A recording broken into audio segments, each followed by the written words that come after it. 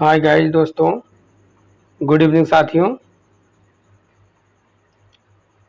आज आपका 2016 का नंबर सेकंड हिंदी का मैं आपका क्वेश्चन कराऊंगा साथी। अगर आप लोग कल की क्लास देखे होंगे ज़रूर कुछ न कुछ समझ में आया होगा। अगर नहीं आया होगा तो कमेंट ज़रूर कीजिएगा साथी, ठीक है। देखिए, आज का हमारा है लघु उत्तरी प्रश्न। कौन सा है? लघु उत्तरी प्रश्न। कल मैंने आपको MCQ मतलब बहुविकल्पी क्वेश्चन और वेरी शॉर्ट करवा दिए थे। वेरी शॉर्ट मतलब अति लघु उत्तरी। आज मैं आपको कराऊंगा शॉर्ट क्वेश्चन। तो चलते हैं साथी लघु उत्तरी क्वेश्चन पे। इसमें क्वेश्चन नंबर 12 है, लेकिन क्वेश्चन नंबर आज के अकॉर्डिंग, आज के वीडियो के अकॉर्डिंग साथी एक होगा, ठीक है। लेकिन आप समझने का प्रयास कीजिए उसी के अकॉर्डिंग, क्योंकि 18 क्वेश्चन आएंगे तो कल मैं 11 क्वेश्चन करा ही दिया था, ठीक है। चलते हैं। मुहावरों से आप क्या समझते हैं? किससे? मुहावरा से आप क्या समझते हैं? मुहावरा कैसा शब्द है? तो मुहावरा कैसा शब्द है साथी? अरबी शब्द है, ठीक है। अरबी भाषा का शब्द है मुहावरा। कैसा है? अरबी भाषा का शब्द है, जिसका शाब्दिक अर्थ होता है अभ्यास करना। मुहावरा सहज तथा नैसर्गिक होता है। ऐसा वाक्यांश जो सामान्य अर्थ का बोध न कराकर किसी विलक्षण असामान्य अर्थ का बोध कराए, क्या कहलाता है? मुहावरा कहलाता है, ठीक है। मुहावरा कैसा शब्द है? तो अरबी भाषा का शब्द है। इसके बारे में आपको बता दिए। अब देखिए मुहावरा की विशेषताएं। तो मुहावरा का प्रयोग वाक्य के प्रसंग में किया जाता है, अलग नहीं। जब मुहावरा का प्रयोग किया जाता है तो वाक्य के जो प्रसंग होते हैं, ठीक है, उस प्रसंग में किया जाता है, अलग से नहीं किया जाता है, ठीक। अगला पॉइंट साथी, मुहावरा अपना असली रूप कभी नहीं बदलता है। मुहावरा जो है अपना असली रूप कभी नहीं बदलता है। उसे पर्यायवाची शब्दों में अनुदित नहीं किया जा सकता है। कहने का मतलब मुहावरा को आप पर्यायवाची में तोड़कर नहीं बता सकते, ठीक है। अगला पॉइंट, मुहावरे का अर्थ प्रसंग के अनुसार ही निश्चित होता है। अगर कोई आप प्रसंग बना रहे हैं किसी पैराग्राफ में, किसी पद्यांश का, तो उसमें जो है मुहावरा, चाहे गद्यांश हो चाहे पद्यांश हो, उसमें जो प्रसंग होंगे वह जो है मुहावरे का अर्थ प्रसंग के अनुसार ही निश्चित होगा, कन्फर्म होगा कि ये प्रसंग के अनुसार ही इसका मुहावरा बनेगा, ठीक है। ये भी ध्यान दिया जाता है। यह विशेषताओं में हो गया। चलते हैं आगे। मुहावरे का अर्थ एवं वाक्य प्रयोग। मुहावरे का अर्थ एवं वाक्य प्रयोग। तो वाक्य प्रयोग में चलते हैं साथी, क्या है? अब देखिए मुहावरे का अर्थ वाक्य प्रयोग में, जैसे थोड़ा समझिए। अक्ल का दुश्मन होना। क्या है अक्ल का दुश्मन होना?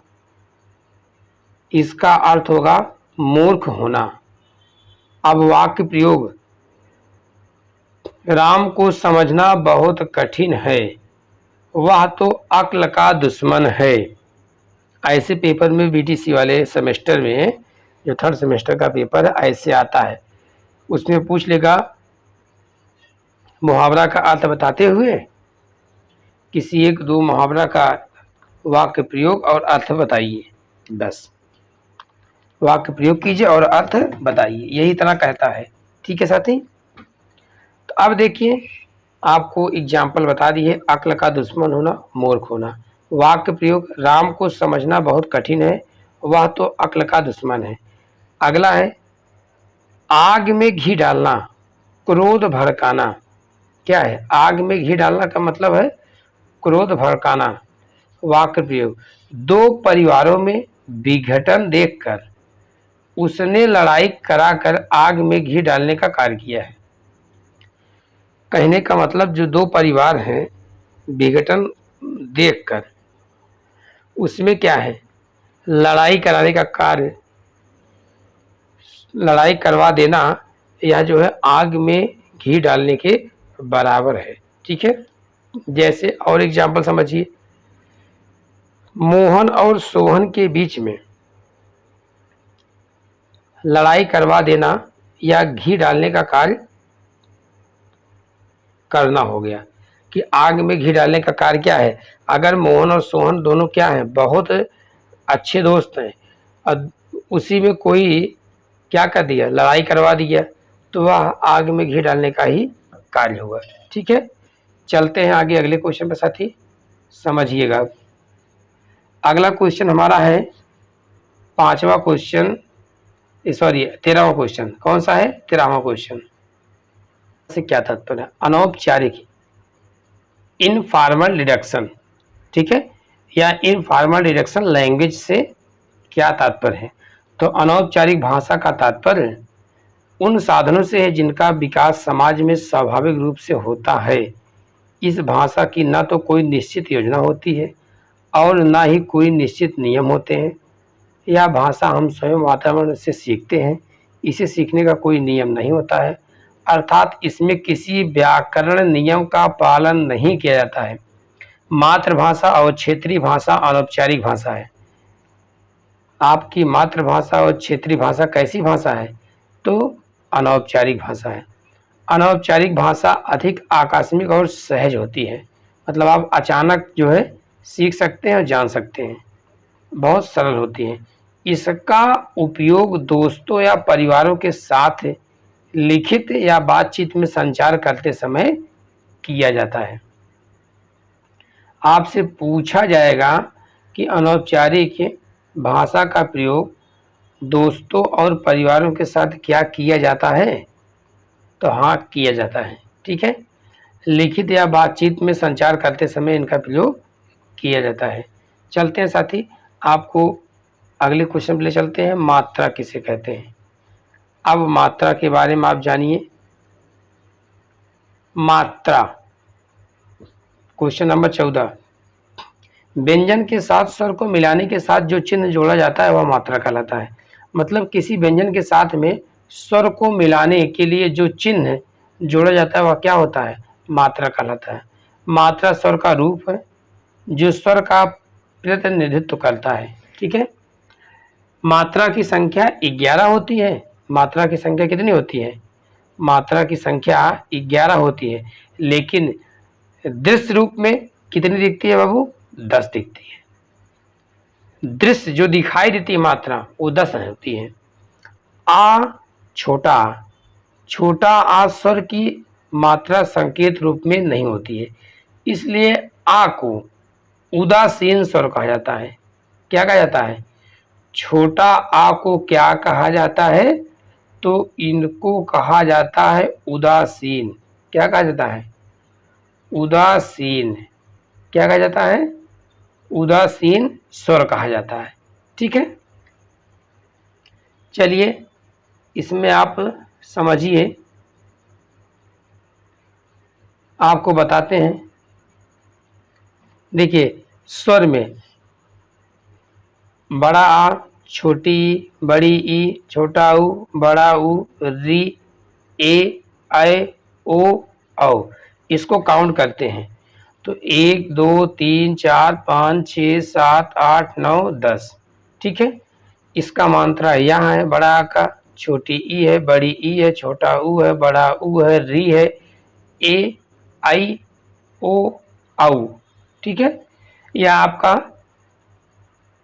10 मात्रा आपको या दृश्य रूप में दिखाई देता है, मैं आपको दिखाया भी हूँ। और मात्रा की संख्या 11 होती है, जिसमें एक मात्रा जो घटती है वो छोटा आ होता है, इसी को कहते हैं उदासीन स्वर।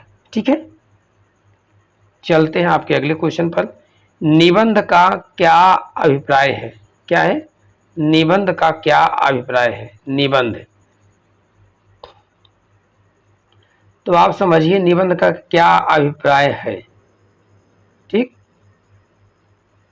मैं आपको बताता हूँ अगले क्वेश्चन में निबंध के अभिप्राय में। निबंध शब्द निधन बंध से बना है। किससे बना है? निधन बंध से बना है, जिसका अर्थ है अच्छी तरह से बंधा हुआ। इनकी भाषा विषय के अनुकूल होती है। इनकी भाषा क्या होती है? विषय के अनुकूल होती है। निबंध की शक्ति है अच्छी भाषा। भाषा के अच्छे प्रयोग द्वारा ही भावों, विचारों और अनुभवों को प्रभावशाली ढंग से व्यक्त किया जाता है। प्रभावशाली ढंग से क्या होता है? व्यक्त किया जा सकता है। अतः इस प्रकार निबंध किसी विषय पर विचार प्रकट करने की कला है। इसमें विचारों को क्रमबद्ध रूप से पिरोया जाता है। क्रमबद्ध मतलब एक सीक्वेंस के क्रम में, सीक्वेंस में क्या हो, उनको मिलाया जाता है, पिरोया जाता है। इसमें ज्ञान, विचार और व्यक्तित्व का अद्भुत संगम होता है। ठीक है। पंडित श्याम सुंदर दास जी के अनुसार सुनिए, निबंध वह लेख है जिसमें किसी विषय पर विस्तार पूर्वक और पांडित्य पूर्वक क्रमिक तरीके से विचार किया गया हो। यह पंडित श्याम सुंदर दास जी के अनुसार है। यह इम्पॉर्टेंट है। किसी के अनुसार आप डिफिनेशन लिख सकते हैं। अब आपसे क्वेश्चन पूछेगा कि निबंध का अर्थ बताने के लिए, तो निबंध का अर्थ आप जो है इसी तरीके से बता करके किसी एक के जो साहित्यकार हैं उनके अनुसार आप एक डिफिनेशन अकॉर्डिंग टू श्याम सुंदर दास, पंडित श्याम सुंदर दास के अनुसार लिख देंगे। ठीक है साथी, अगले क्वेश्चन पर चलता हूं। इतना आपको समझ में आया हो। हंस पद क्या है? हंस पद। तो हंस पद मतलब यह विराम, विराम चिन्ह में आता है। हंस पद एवं समाप्ति सूचक विराम चिन्हों का संकेत बताते हुए उनका प्रयोग सुनिश्चित कीजिए। तो हंस पद का सिंबल देखिए, आप लोग देख ही रहे होंगे। ठीक है। जब लिखते समय कोई शब्द, जब लिखते समय कोई शब्द अथवा पद भूल से छूट जाता है तो उसे दिखाने के लिए यह चिन्ह लगाकर पंक्ति के ऊपर लिख देते हैं।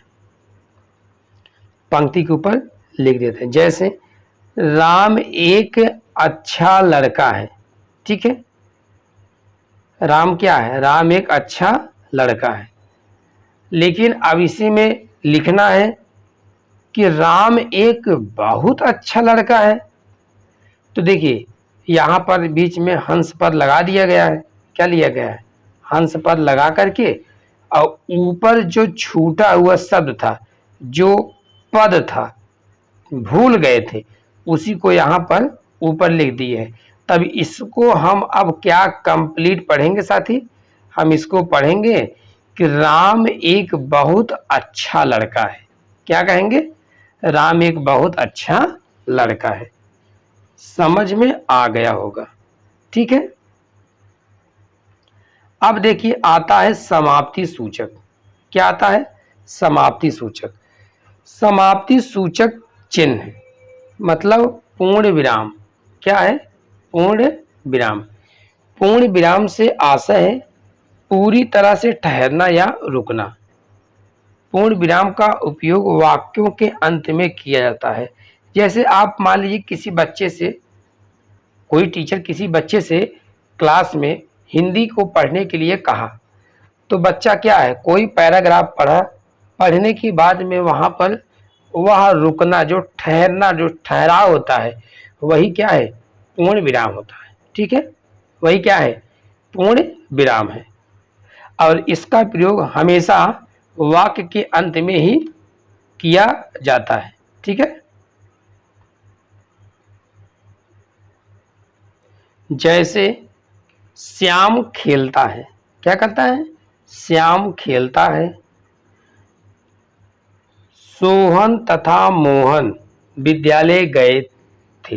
तो देखिए यहां पर क्या किया गया है? पूर्ण विराम किया गया है। ठीक है। यहां पर क्या किया गया है? पूर्ण विराम किया गया है। ठीक है, आप लोग यहाँ भी पूर्ण विराम दिया है, यहाँ भी दिया है। ठीक है, अब देखिए अल्प विराम। अल्प विराम में क्या है? अल्प मतलब होता है थोड़ा। वाक्यों को लिखते समय उनके बीच में थोड़ा ठहराव देने या थोड़ी देर रुकने के लिए अल्प विराम का प्रयोग किया जाता है। जैसे एग्जाम्पल समझिए, राम, श्याम और गीता अपनी कक्षा में प्रथम आए। अभी मैं जैसे पढ़ा हूं समझिएगा, फिर से मैं पढ़ रहा हूं कि राम, श्याम और गीता अपनी कक्षा में प्रथम आए। मतलब राम के बाद मैं थोड़ी देर तक रुका हूं, ठहराव किया हूं। उसके बाद श्याम और गीता अपनी कक्षा में प्रथम आए, मैं लगातार बोल दिया। ठीक है, यह होता है अल्प विराम। ठीक है साथी, अल्प विराम भी आपको समझ में आया होगा। चलते हैं आपके अगले क्वेश्चन पर। अर्थ के आधार पर शब्दों के भेद कितने भेद हैं स्पष्ट कीजिए। तो अर्थ के आधार पर शब्द के भेद 5 होते हैं। कौन कौन है? 5। चलिए, एकार्थी शब्द। एकार्थी शब्द वे हैं जिनका वाच्यार्थ एक ही होता है। व्यक्तिवाचक संज्ञाएं स्थानों के नाम आदि इसी श्रेणी के शब्द हैं, जैसे राम, लखनऊ, हिंदी, ईटीसी। ठीक है, अनेकार्थी क्या है? भाषा में अनेक शब्द ऐसे होते हैं जिनके एक से अधिक अर्थ होते हैं। जिनके क्या होते हैं? एक से अधिक अर्थ होते हैं। वे शब्द प्रसंग बदलने पर अलग अलग अर्थ देते हैं। वे शब्द क्या है? प्रसंग बदलने पर क्या करते हैं? अलग अलग अर्थ देते हैं। जैसे तारा, आंखों की पुतली, नक्षत्र। तारा का मतलब क्या हो गया? आंखों की पुतली हो गया। तारा का एक शब्द होता है आंखों की पुतली, और एक शब्द होता है नक्षत्र भी। उपचार, उपचार का एक अर्थ होता है उपाय, दूसरा सेवा, तीसरा इलाज। ठीक है, अनेकार्थी शब्द हो गए। समरूपी भिन्नार्थक शब्द। कुछ शब्द इतने मिलते जुलते हैं कि प्रयोगकर्ता उन्हें एक ही मान बैठते हैं। क्या करते हैं? एक ही मान बैठते हैं, जबकि उनका अर्थ एक दूसरे से पूर्णतः क्या होता है? भिन्न होता है। जैसे आदि का होता है आरंभ। आदि मात्रा छोटी थी यहाँ पर तो आरंभ था, बड़ी हो गया तो क्या हो गया? अभ्यस्त हो गया। बड़ी की मात्रा जब लग गई तो अभ्यस्त हो गया। या देखिए अंश है, तो अंश में जो यह सा दिया गया है, यह तालव्य सा, इस अंश का मतलब होता है भाग। और यह दंती सा जो दिया है, इस अंश में, इस अंश का मतलब होता है कंधा। ठीक है, तो अब चौथा आता है साथी पर्यायवाची या समानार्थी शब्द। पर्यायवाची या समानार्थी समझिए, एक अर्थ को प्रकट करने वाले, एक अर्थ को प्रकट करने वाले अनेक शब्दों को पर्यायवाची या समानार्थी कहते हैं। उदाहरण, जल। जल से क्या होगा? नीर। वारी, पानी। पानी क्या है? जल का पर्यायवाची है। वारी क्या है? जल का पर्यायवाची है। नीर क्या है? जल का पर्यायवाची है। अमृत, अमृत में सुधा, सोम, पीयूष, अमी, ये सब क्या है? अमृत का पर्यायवाची है। अगला आता है 5वां, विपरीतार्थक या विलोम से, मतलब आपका अपोजिट। कुछ शब्दों के युग्म ऐसे होते हैं जो परस्पर क्या होते हैं? विरोधी होते हैं। ये विलोम या विपरीतार्थक कहे जाते हैं। जैसे सुख का क्या होगा? दुख। अमृत का क्या होगा? विष। जड़ का क्या होगा? चेतन। तो जड़ का क्या होगा साथी? जड़ का होता है चेतन। ठीक है, सुख का क्या होता है?